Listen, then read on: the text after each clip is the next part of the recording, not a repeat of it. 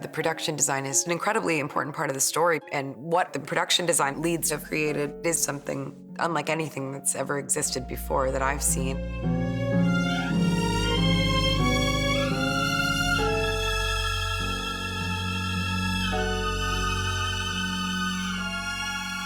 I think the script is quite pure and funny. That felt quite a free place to start, and it felt there was a place for beauty, humour, art.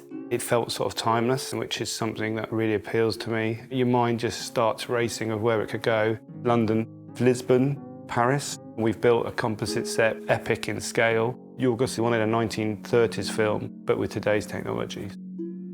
I always envisioned it like this. I always thought that we should build a world according to Bella and her understanding and perception of it. You have this idea of the grand tour, this 19th century idea that you left the place you were born and you had to tour the world and see the world in order to come of age. And we see through her eyes how amazing the world is and how messed up it is. I do think that there's a spiritual connection that happens in these practical sets and you can feel it. With Shona and James, I thought that maybe if I put two people that have, very different minds together, and if it worked out and if they got along, it would become something very interesting. They worked very closely in tandem. I remember seeing the early lookbooks of what they were working on because they have two very different sensibilities that seem to have met up so beautifully. And I met Shona in a studio, so I wanted to see her in a natural habitat. So I was worried she might be mental. My experience on film is zero, so this wouldn't be standing if it wasn't for James and the whole process of building something so enormous so beautifully. We're in Budapest, in Hungary, shooting on many sound stages. Our world has been built. This house is fantastic in every sense of the word. It is a thing unto itself. It shapes how you act, it shapes how you feel. Dressing and the detail is quite extraordinary. There's so much originality. There are fish on Bella's ceiling, and there's seaweed and a mirror that has ears and these padded silk walls with cityscapes sewn in, and I want to copy it. I want to live in that bedroom. Bella's an adult, but she needed sort of soft corners and things that she couldn't hurt herself on. So her room is incredibly soft and very beautiful. And there's a secret door. I got scared for a second. I thought we were trapped in here. They did a lot of work in coming up with references, and then you would pick and choose. We also tapped into some old school techniques like miniatures, painted backdrops. I think it was an interesting combination of techniques. The functioning shops, the doors lead to actual rooms. It's incredible.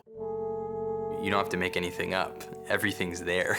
Everything that you need is there, and then there's more. It feels like something of the era, but also it has so many nods to the future. It's a fine line between feeling real and fantasy. We've created lots of different little alleyways. You can walk into the hotel and walk up the hotel stairs and come out and stand on the balcony. This is my favourite place, the vodka bar.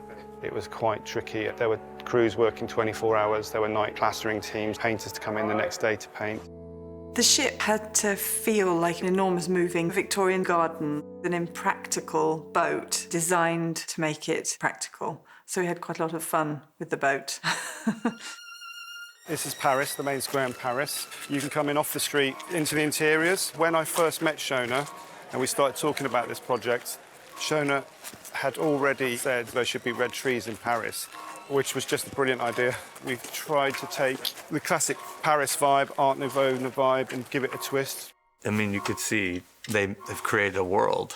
It's Victorian, it's a dream, it's gorgeous, and it really does serve the vision. It really defines the story we're telling. It's got a refined aesthetic, but it's also got a sense of humor. I've never seen anything like it, and it is as big as it looks, even in a 4mm lens, which is the widest possible angle. It's bigger than that.